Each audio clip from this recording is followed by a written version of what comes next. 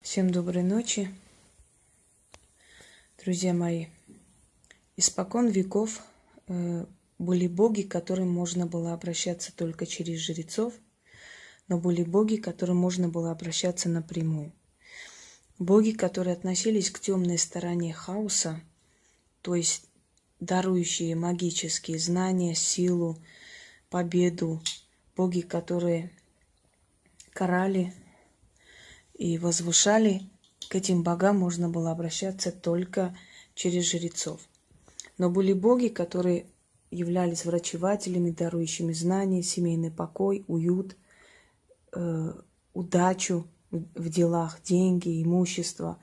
К этим богам можно было обращаться напрямую. Сейчас я хочу подарить вам ритуал, который основан на древнеармянских песнопениях, восхваляющих богов, а именно одного бога, бога знаний. Культ этого бога пришел к нам из более древних времен и адаптировался в пантеоне армянских богов. Зовут этого бога Тир. Именно Тир, не Тир, постарайтесь произнести правильно. Тир – бог знаний, бог, который покровительствует ученым, бог, который покровительствует наукам, учащимся, студентам в древние времена и сейчас. И с помощью Тир люди достигали успехов, они писали об этом. Считалось, что Тир помог создать все алфавиты и азбуки народов мира, что Тир помог создать, помог становиться всем наукам, и что Тир даровал людям и буквы, и цифры. Тир даровал мудрость правителям. И этот бог перевоплощается в разных культурах по-разному, но самое древнее имя его Тир. И он относится к пантеону восточных богов, а именно адаптировался, остался у армян. Вообще дословно перевод Тир или Тур означает «дай», «даруй» или «дарующий знания». Я когда-то читала, поскольку у армян до того, как была создана вторая письменность, была еще письменность, и до этой письменности были, клинописи, и там сохранились определенные песнопения благодарности богу Тир в этих древних летописях. Про это можно прочитать в древних, оставленных летописях. Был Моисей Харенский, Мовсес Хоренаци, отец армянской истории. У него скользь рассказы, поскольку он был монах и не особо-то возвращался к языческой Армении, не любил он это дело. Но были иные философы. Давид Непобедимый был такой великий философ, который спорил с самим Сократом и доказывал ему обратное в материальном плане, и прочие философы-ученые. И вот у них вскользь выскальзывают иногда вот эти все источники и эти все, восхваления, восславления языческих богов. И где-то я вот из этих между строк нашла вот восхваление богу Тир, богу знаний. И на основе вот этой оды к богу знаний, на основе того, какие предметы приносили в храм Тир, какие предметы, какие, продукты ему жертвовались, я создала этот ритуал. Этот ритуал для учащихся, для студентов. Они могут сами себе это провести. Либо их родители, если их дети не очень хотят этого делать, взять их фотографии и провести для своих детей. Этот ритуал могут провести люди, которые хотят узнать новые знания. Этот ритуал могут провести люди, которые практикуют магию, у них откроются новые горизонты, знания. Это не относится к ясновидению, к чему-то. Это знания, дарующие знания, силу и позволяющие быть впереди среди учащихся. Так вот, когда-то, где-то в 21 год, когда я училась еще в университете, мне пришла такая мысль: без ритуалов, без ничего, я написала его имя на, значит, белой бумаге и носила с собой. Я поняла, что я начала сдавать экзамены, я начала сдавать зачеты, я начала замечать, что отношение ко мне изменилось, очень строгих преподавателей, да, в принципе, они ко всем были строги, но в любом случае. И один раз, я помню, последний раз, когда я написала его имя и пошла на, значит, на экзамен сдать, когда я забыла и зачетку, когда я не была готова и прочее. И сам, значит, преподаватель мне вот с улыбкой на устах поставил и сказал: ну, девушка, мне кажется, вы случайно сюда зашли. Он засмеялся, отдал мне зачетку. Я от него этого не ожидала, никто не ожидал. Одним словом, этот ритуал вам, дорогие друзья, поможет сдать экзамены, зачеты. Вашим детям поможет учиться в школе хорошо, если они не успевают, потому что Бог Тир открывает новые горизонты в сознании, в голове, в мозгу человека. И если вы желаете, можете сами провести, если вы уже человек совершеннолетний, если вы человек уже взрослый, понимающий, как это провести. Если родители желают, они могут для своего чада этот ритуал провести. На самом деле есть определенные вещи, которые можно найти. Потому что если их найти, то этот ритуал получится лучше намного. Значит, первое, что я хочу сказать, его камень, камень бога Тир. Это мне Ринель отправил на этой стороне вот пентаграмма, но я буду вот как бы на чистой стороне проводить. Опал или лунный камень, или любой минерал. Любой минерал, который у вас есть. Может быть кольцо, может быть подвеска, может просто камень, минерал, но относящийся к минералам.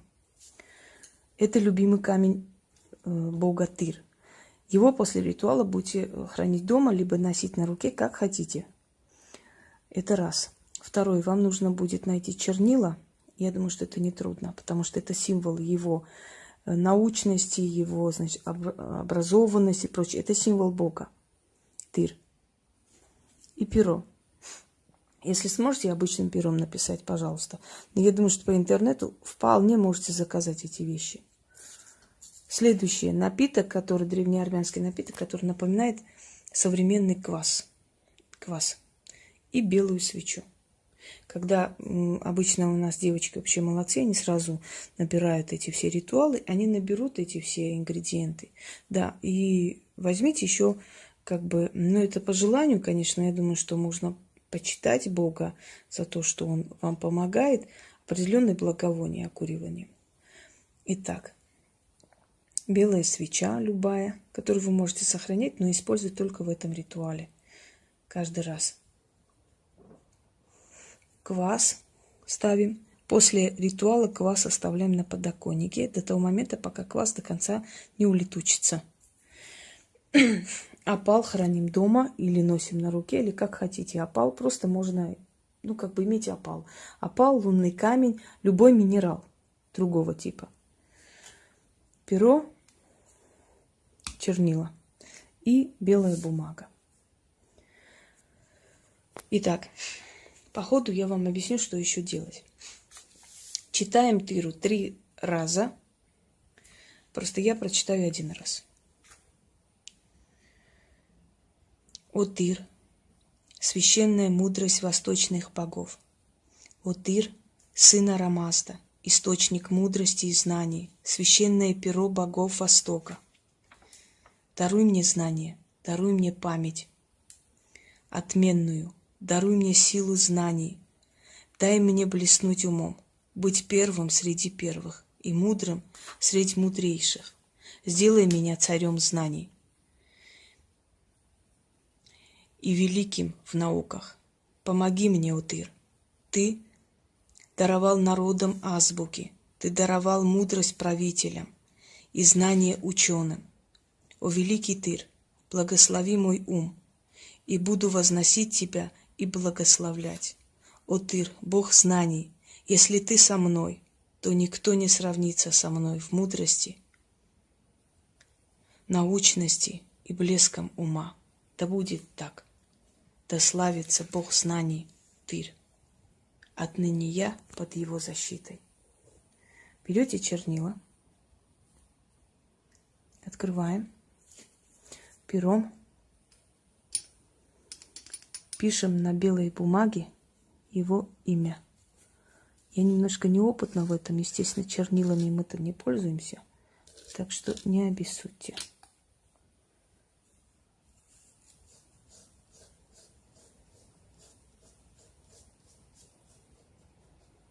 Так, пишем.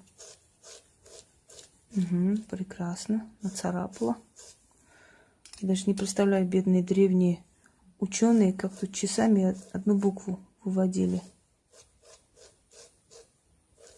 У них было великое терпение и великий талант, значит. А без терпения в любом деле никуда. Каждое дело требует терпения, любви, знания, опыта, многолетнего труда, жертв. Только тогда нам что-либо дается. Согласны? Вот, написали имя его. Оставляем высохнуть. Нужно, чтобы оно высыхало, чтобы это было уже сухое, чтобы оно, не размазалось по бумаге. Это забираем с собой. Носим с собой в сумке. Если у вас сессия началась, пока сессия не закончится, никуда его не девайте. Когда вы друг за другом начнете сдавать, и вы сами удивитесь тому, что у вас все хорошо получается, в конце, когда уже вам не нужно сдача экзаменов и прочее, берете вот это написанное, сжигаете, точно так же ставите ему квас, зажигаете белую свечу, потом сжигаете на белой свече, то есть вот квас, благовоний, благодарите своими словами до следующего раза. Или вы можете это сделать, постоянно носить с собой, если вы научный сотрудник, если вы человек, который все время в обучении и в просвещении находится, если вы грызете гранит науки, если вы открываете какие-то новые пространства, если вы занимаетесь магией, вам хочется новых знаний, новых свершений, пожалуйста, вот весь ритуал. Но этот ритуал очень полезный и, как говорится, все гениальное просто. Так вот, это действительно гениально, просто и очень рабочее, поскольку древние боги, они не дремлят, и их сила намного сильнее, чем все современные религии. Свечу прячем для второго, третьего ритуала и прочее. В других ритуалах эту свечу использовать нельзя. Ну, студенты дорогие, всем удачи!